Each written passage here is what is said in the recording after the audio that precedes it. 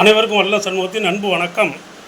எதை ஒருவன் மனதினால் உணர்வதில்லையோ, மனம் எதனால் உணரப்பெறுகிறதோ அது பிரம்மம் என்று சொல்லப்பட்டிருக்கிறது. அது பிரம்மம், தெய்வம், கடவுள் என்று சொல்லப்பட்டிருக்கிறது. மனதினால் அதனை உணர முடியாது. எதை தெய்வத்தை மனதினால் ஒரு காலம் உணர முடியாது என்பதுதான் வேத காலத்து முனிவர்கள், ரிஷிகள் அவர்களுடைய வாக்கு, மகான்களுடைய வாக்கு. மனது என்பது இந்த உலகத்தினுடைய வெளி பிரவாகமாக உள்ள விஷயங்களில் படர்ந்து நிற்குமாறு தான் சிருஷ்டிக்கப்பட்டிருக்கிறது.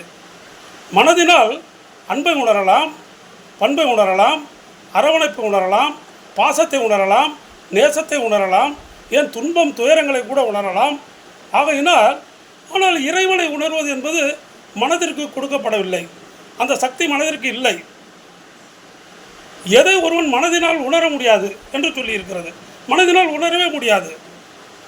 அதே நேரத்தில் மனது எதனால் உணரப்படுகிறது என்ற ஒரு கேள்வியையும் வேதகாலம் கேட்கிறது. எதனால் மனம் உணரப்படுகிறது என்று சொன்னால் பிரம்மத்தால் உணரப்படுகிறது. இது ரொம்ப முக்கியமான விஷயம்.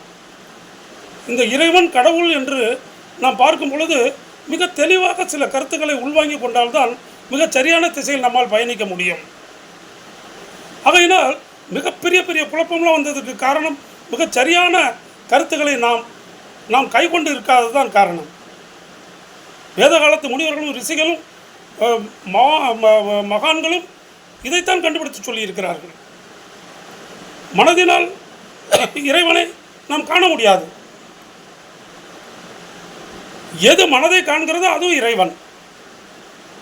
ஆக உண்மையை உண்மை உள்ளபடி நாம் உணர்ந்து கொள்ள வேண்டும். மனதினால் இறைவனை ஒரு காலம் காண முடியாது என்பதுதான் வேதத்தினுடைய ஒரு முடிவு. வணக்கம்.